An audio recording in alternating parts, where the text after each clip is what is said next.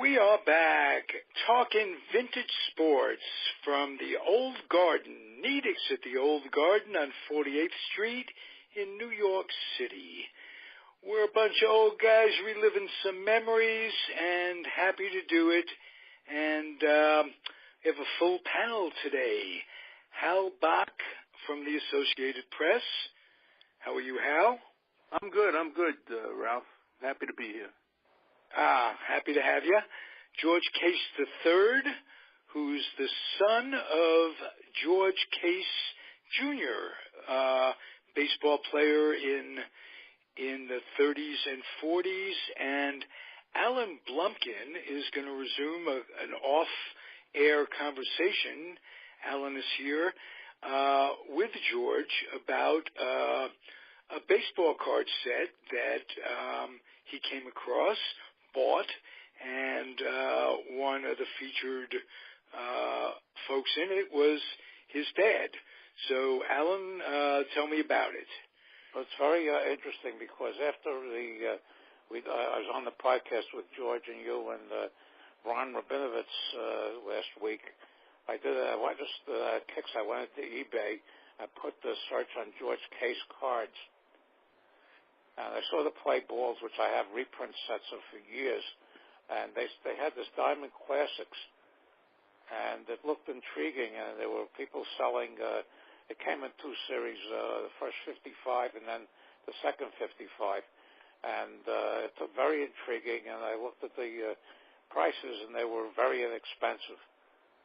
So it was $45. I had to buy the two sets separately, the two series separately.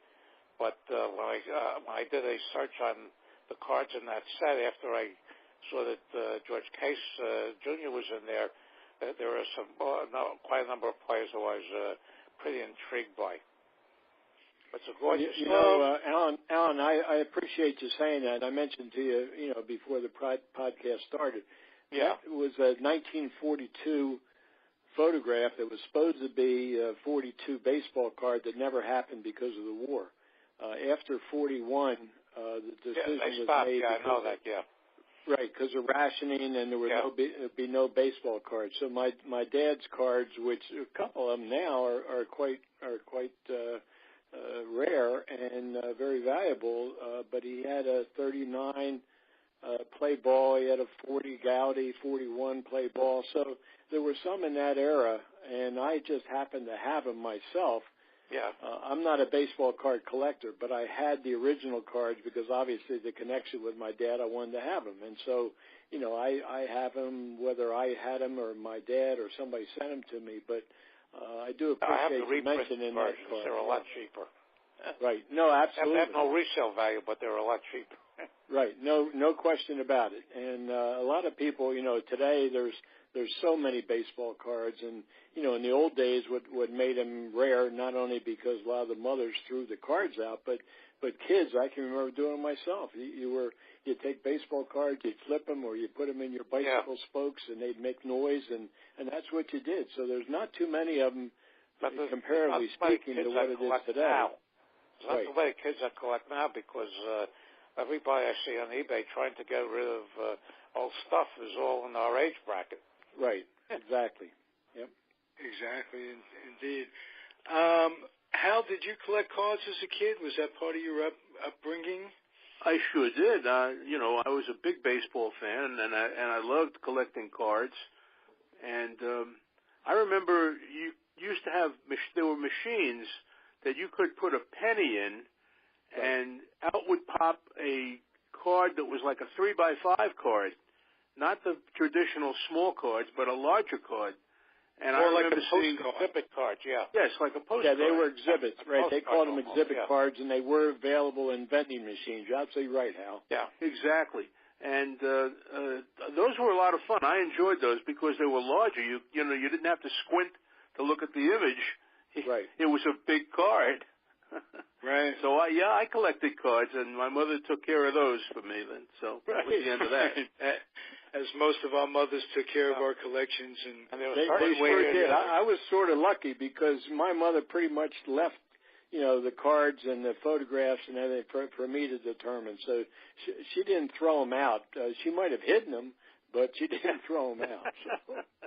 You know, when they started selling the Topps and Bowman cards, and with kids buying this stuff all the time, and there were always certain players that you got about 15 cards of that you didn't like, and that you couldn't trade them because everybody else had 15 cards. Right. Mediocre. Exactly. Guys. Yeah. And then there were guys like me who lost their cards flipping. Started out flipping duplicates. When I got cleaned out of those, I went to the less valuable players, and pretty soon all that big pile of cards I had was gone. Gonzo. Wow. Well, So, you know what? You're absolutely right, Ralph, and that's what it was growing up. It was now, gambling, basically. Yeah, well, basically it was. Now, I just wanted to tell you one quick story, and I don't mean to bring up things, but the fact is, a couple of years ago, I had somebody call me and said, geez, I just saw one of your dad's baseball cards. It's from a company called Panini. And I said, geez, Panini, I've never even heard of them. And so what happened is that he sent me the card. I wrote to Panini, and I said, look, I don't mind you having a card with my dad's, picture on it and his stats. But on the other hand, you never called me and you never asked me for my permission because I have the rights to my father's name and image. And I got a letter back from their lawyer apologizing and making a settlement with me.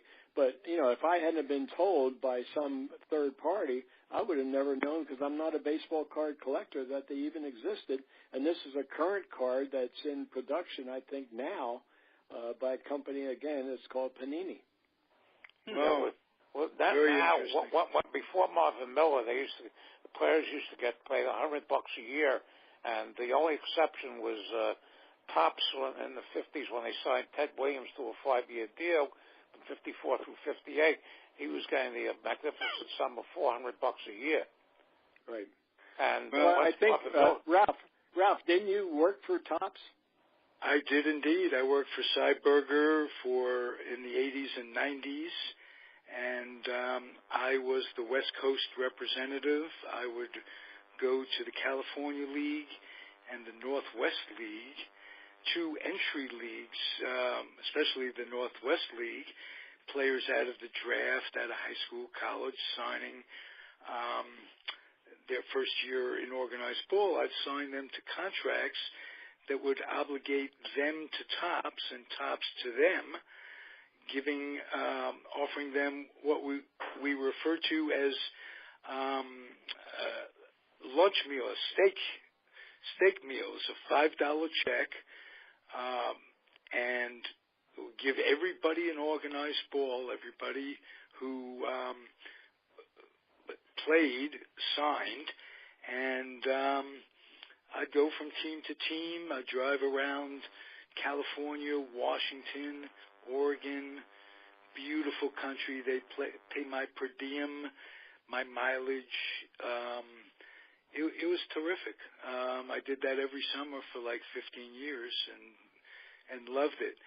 And let me tell you guys a little story of how all that got started, how a guy like me who was basically, at the time, I was just ending in insurance. I was an insurance salesperson, a manager, and what have you. And you may ask, well, why would they hire me to sign these players?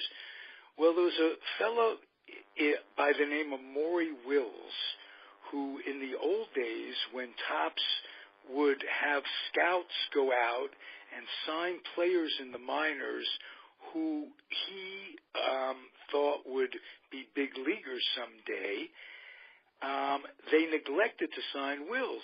He was very underrated. It took him a long time to reach the majors. They snubbed him.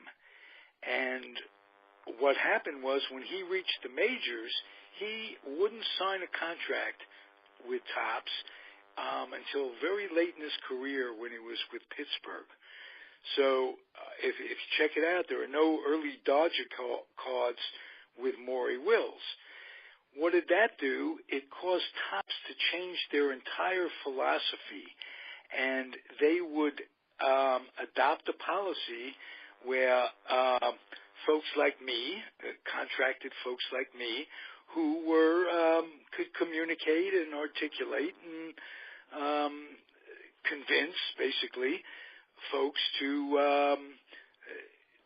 sign on with Topps, but they'd sign and obligate everybody playing, so there'd be no mistake, nobody snubbed, and when players came up, they were well prepared and could do rookie cards and what have you. So Maury Wills changed the face of baseball cards, as did Cy Berger.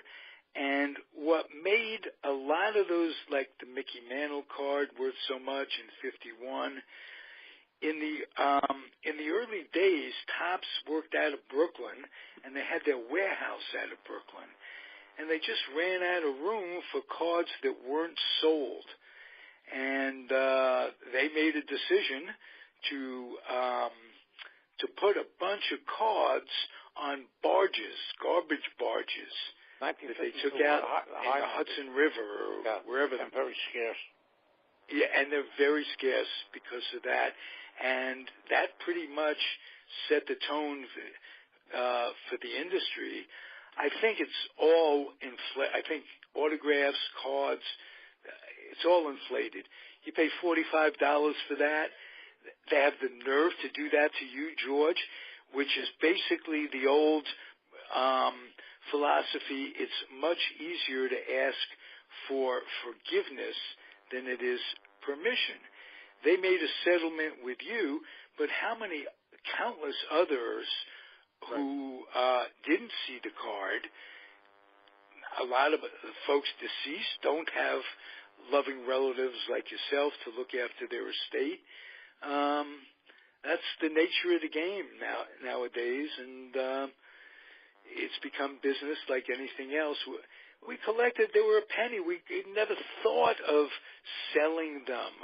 We flip them, and we flipped them. We put them in our bicycles, and we chewed the gum. I mean, that was the big incentive back then was to get a pack of baseball cards because it had a bubble gum in it. The biggest winner in the whole thing were the dentists in the neighborhood. I had to go toss the gum in the sewer. We get killed if I ever brought one piece of gum home. Ralph, when you're talking about the cards, I'm just curious because like you mentioned, I would not have known anything about this company until somebody sent it to me. So you're absolutely right.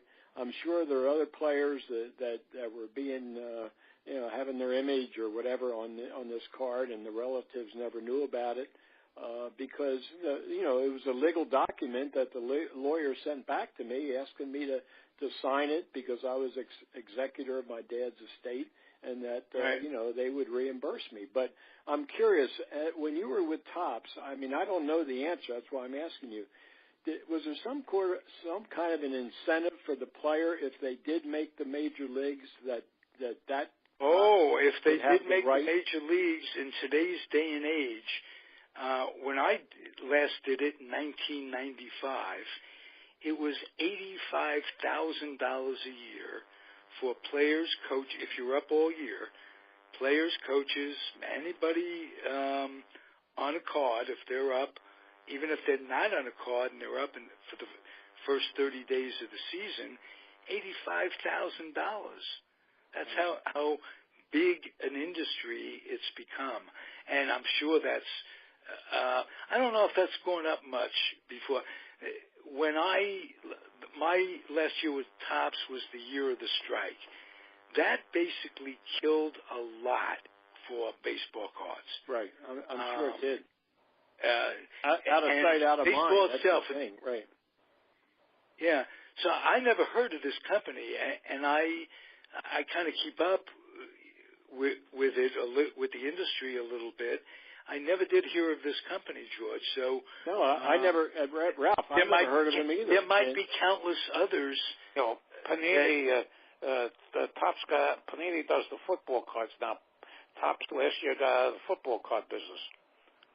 Didn't know that. Yeah. Huh. Okay. No, I was totally shocked shocked when I got this fellow who wrote to me and said, I've got one of the cards, and I had absolutely no knowledge of it. And, I just took it upon myself. It really annoyed me because they could have put anything out there. I mean, they could have put my dad in some kind of a terrible pose or something else, and I wouldn't have known anything about it. And, my thing with my father is that I'm trying to preserve, his image because to me he was my dad and I loved him and he was a wonderful person.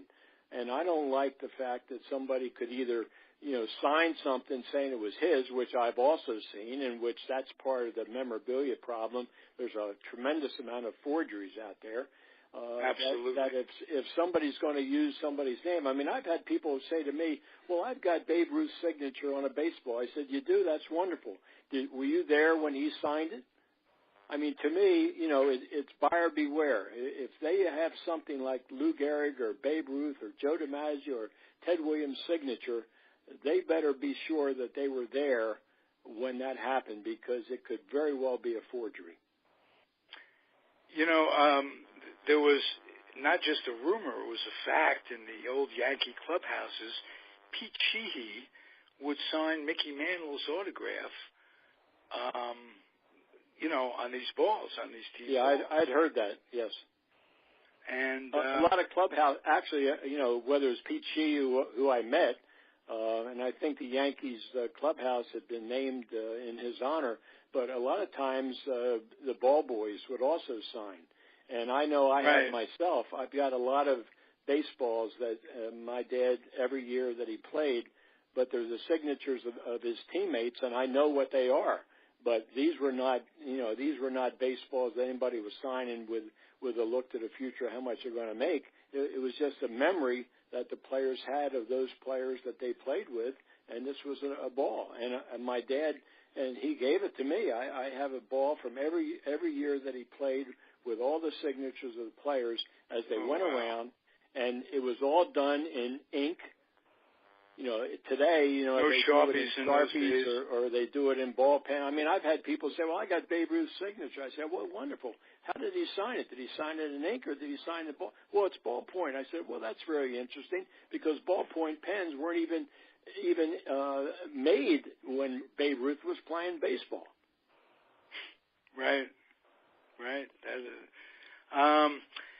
The most coveted autograph, I understand, is that of Mickey Mantle forging Pete Sheehy's signature on the baseball. That's possible.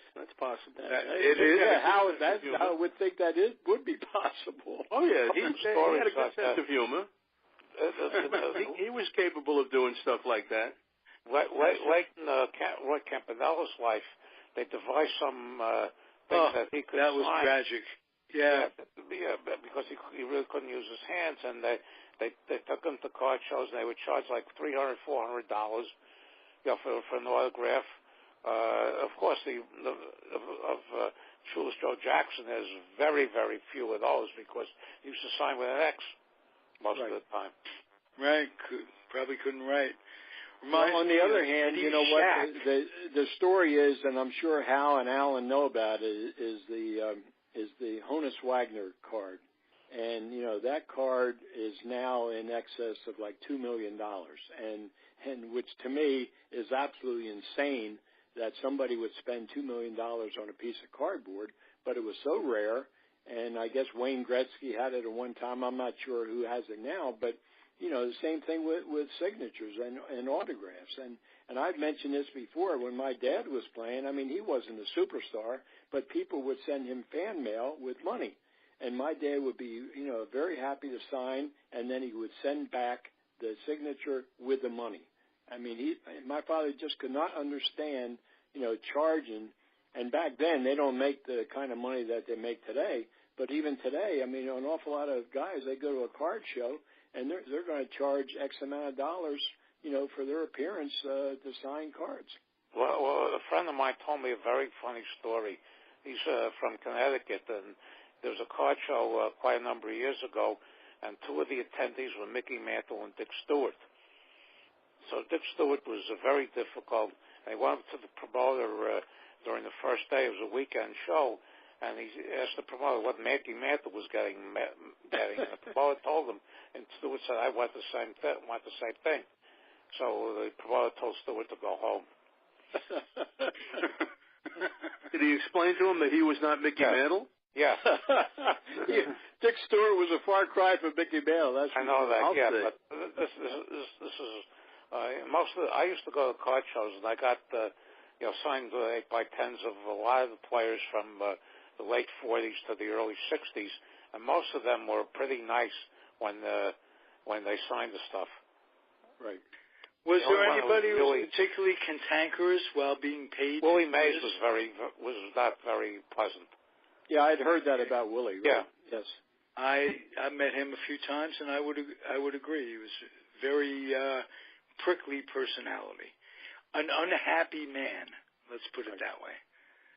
Well, you know what that was all about? I think that he was taken advantage of when he first came up. He was 21 years old or 20 years old, and he got burned a few times, and I think that left him rather angry with the world. I think that's where that comes from. Yeah, I think you're right, Hal. I think that's absolutely true. Willie was so highly thought of as a young man, as a young player, and then as he got older, I think he became quite bitter because he knew he was getting older and he wasn't quite the player nor quite the personality he was when he was younger. Beyond that, there's a book called Willie's Time by Charles Einstein that really puts his life into perspective and gives you an idea why he is as bitter as he is, having grown up and seen what he saw and saw how he was treated. One story comes to mind. He wins the World Championship with the Giants in 1954. He had just come back. He's an Army veteran. He's all of those things that would make him visiting his aunt a wonderful experience for the aunt when he visited her as she was a waitress at Nedick's, or not Nedick's, that's the name of this show. It was Woolworth's back in Alabama. And he went, "Aunt, I'm back." He comes back from the World Series. And she has to tell him, "Willie, you can't sit at this counter. I'll get fired if you sit at this counter." Wow. And this is 1954, United States of America. So he went through a lot of bad experiences in San Francisco. Absolutely, like an outlier because he comes with the New York Giants.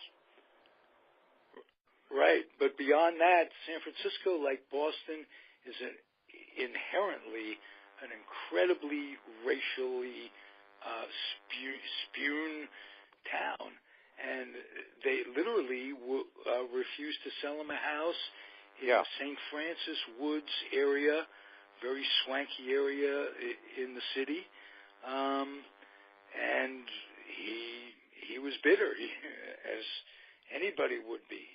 His experience would really echo what Bill Russell went through in Boston in a lot of ways. Not quite as horrific, but and he didn't want to come out. He didn't necessarily want to come out here, and he didn't necessarily want to play under anybody but Leo DeRocher, who treated him with incredible kid gloves and really gave him somewhat of a sense of entitlement that he carried with him throughout his career. But will you guys all agree nobody greater than Willie Mays in our time?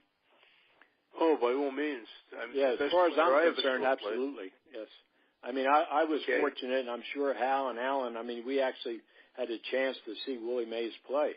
And, the things he could do on the ball field, incredible. And that, the catch he made in the 54 World Series is just remarkable. And he was such a great hitter. And, the only one I really can compare to Willie Mays that I saw, was Roberto Clemente. And Alan is a great fan of Pittsburgh, and Clemente was another five-tool player, just like Willie. Could hit, run, throw, power. Just a great player. And Willie was, at the very top. Mickey Mantle was a better fielder than a lot of people gave him credit for. And when Bill James came out with his first historical abstract, he had Mays is better than Mantle over their careers, but Mantle better than Mays at their peaks. Right. So and also, I mean, Alan, you as you know, and Ralph and Hal, Mickey Mantle was a switch hitter. Very rare. I know Rickey Henderson was a switch hitter, but very rare that you would have a great power hitter with speed and all that kind of thing being a switch hitter. And Mantle, was a switch hitter. And matter of fact, his longest home run in history, what they talk about was that 565-foot shot at Griffith Stadium. Well, he got involved in a collision. Off Chuck Stobbs, if I'm not mistaken. Yeah, right. And Mantle hit it right-handed. He didn't hit it left-handed. Hit it right-handed. Hit it right over the left field bleachers into the street behind Griffith Stadium. In the 1957 World Series, he was involved in a collision at second base with Red Cheney to the Braves, and Mantle left-handed. It damaged his left shoulder so much he was never really the same left-handed after that. Wow. Well, that's interesting because there was also the story, and I didn't see it. I've only been told about it, when DiMaggio and Mantle were playing in the outfield together, that, DiMaggio stopped on a fly ball, and Mantle went after it and hit the sprinkler or something. And in the World Series, never the same. Never the same since when he tore up his knee. When they didn't get a ball hit by Willie Mays. Yeah. Was it? Okay. Yeah, they didn't get along well. DiMaggio and Mantle. Yep, that's they were what only I'd heard. 1 year. Boy, there has been so much speculation about that. Hal Bock, what's your take on that? Well, DiMaggio viewed himself as the face of the Yankees, and there's a lot to be said for that position. And he was a little bit put off when Mantle came along because Mantle was viewed as his successor. He was going to follow DiMaggio in center field, and on old-timers days, Joe D. insisted that he be the last one introduced. Otherwise, he wouldn't show up. He had a lot of ego, working for him. But it's interesting. I only had one-on-one encounter with DiMaggio, and he couldn't have been nicer. He was very forthcoming. I asked him questions, and he answered them. And then we left. This was in the hotel in Manhattan, and he had to walk from 7th Avenue to 6th Avenue to an appearance. And he said, "Will you walk with me?" And I said, "Sure." So we took the elevator down, and we got into the lobby of the hotel, and we got into the street. And this is now, it's got to be in the 70s, probably, late 70s, maybe even the 80s. And this is now 25 to 30 years after he played his last game. And the fans couldn't get enough of him. "Hey, Joe," waving, the cabbies waving to him. I mean, he was the toast of the town here in New York, and he enjoyed every moment of that. He enjoyed the adulation, and he was not interested in sharing it with anybody else, least of all Mickey Mantle. So, yeah, there were some issues between them. But there was something I saw years ago. I don't think they hated each other. No, not at all. Years ago, but Joe wanted his place, and he wanted Mickey at his place. And years ago, at work, we used to put a table together for the baseball writers' dinner. We went to this for about 10 years. And one year, Mantle and Ford were there, and DiMaggio comes in during the thing because he was doing a card show during the weekend. And Mickey Mantle, who, of course, was 3 sheets to the wind at that point, yells out, he says, "Hey, Whitey," he says, "there's Joe." He says, "He's wearing that same sport coat I saw him wear in 1951 when I was a rookie." DiMaggio turns all sorts of shades of, I don't think they ever spoke to each other after that one. I want to just tell you my one little Joe DiMaggio story, if you don't mind. In 1939, my dad and DiMaggio were part of the 39 American League All-Star team, and there was a reunion, the 25th reunion. They held it at Shea Stadium in 1964. And I remember my dad came back from the game, and he said, geez, he said, I just had a really nice experience. Joe and I sat together on the bus from the hotel over to Shea Stadium, and Joe DiMaggio said, George, it's really good to see you again. He said, by the way, I think you have a son about the same age as my son. And my dad was amazed that Joe, with his recollection, would even, mention that, and he did. And sadly, as it turned out, Joe and his son, were later estranged, and it was a difficult relationship because Joe Jr., or I guess it was Joe Jr., just trying to live up to his dad's name, just, wasn't able to do it. Anytime he went anywhere, he was Joe DiMaggio Jr., and the first question is, hey, tell me about your father. And that was a difficult thing for him. Yeah. Wow, George, what a story that Joe DiMaggio would have you in his consciousness. Yeah, I mean, I was amazed, and I know my dad was amazed that Joe would even think about that, but that's what my father told me. He said, yeah, we're sitting on the bus, and Joe, we're having a nice conversation, and Joe brings that up. And that was incredible because Joe's son and myself, we were the same age. So apparently my dad and Joe had talked, as they were playing, about their sons, and I guess that's what Joe remembered the time that he saw my dad, and they talked about it. The one thing you couldn't do with Joe is talk about Marilyn Monroe. No, absolutely that not. would be the end of the conversation. Right. I was warned the end of your relationship with him. He seemed to have a card show here once with some idiot, was online for his autograph. I asked him about Marilyn Monroe, and he got up and he said he wouldn't come back until they threw this guy out. Yeah.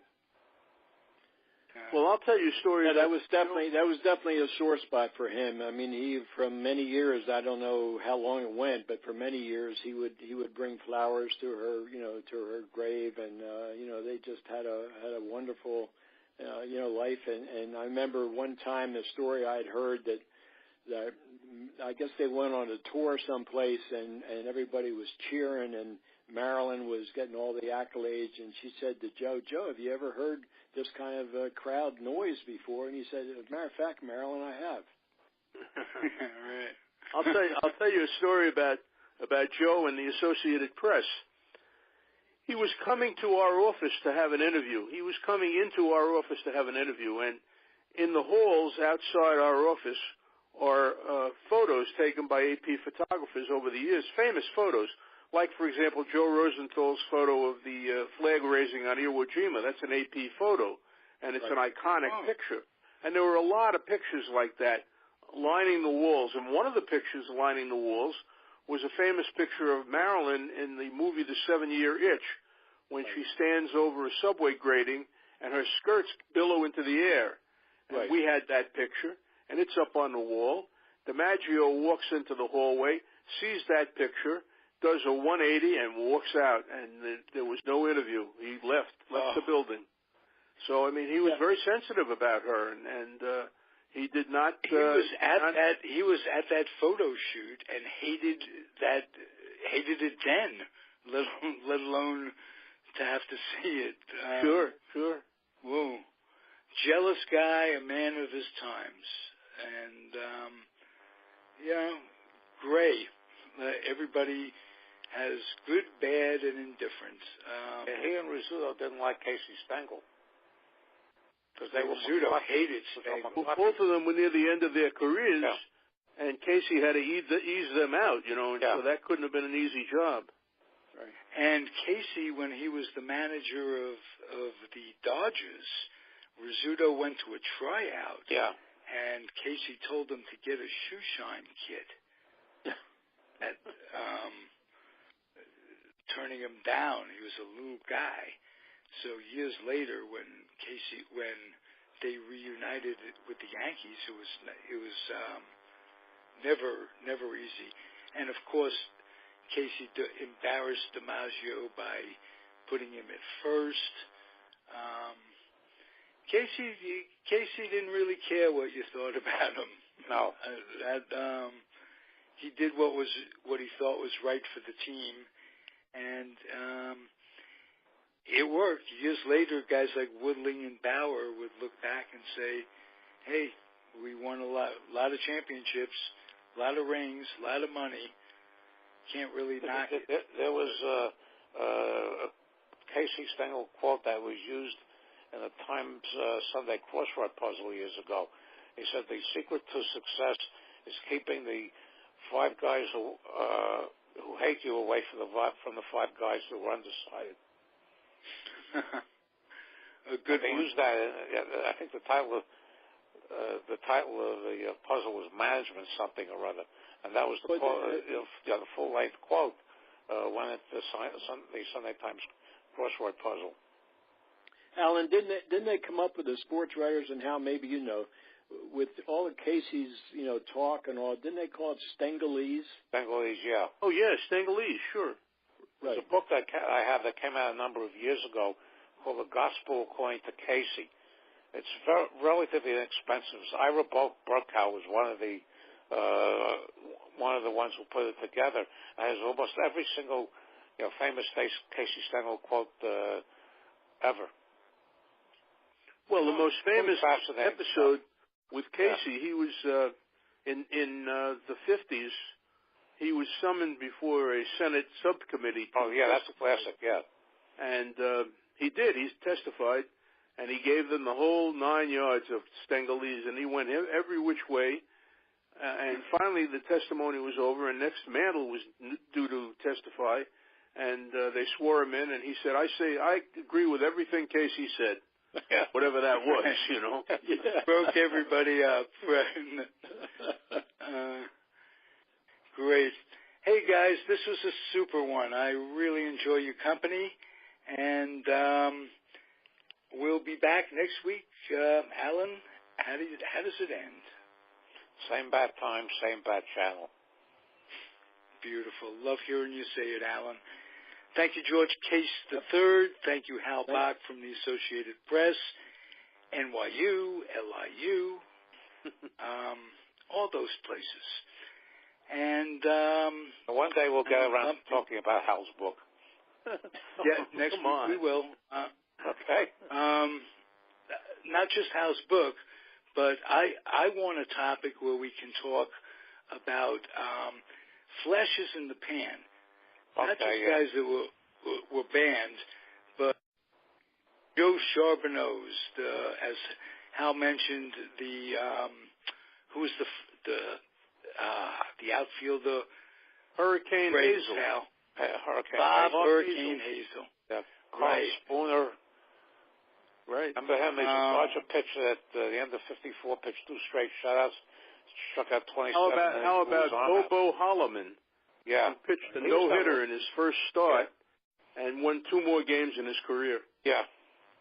And I've got another one. I know we didn't talk about it, but, Bo Belinsky.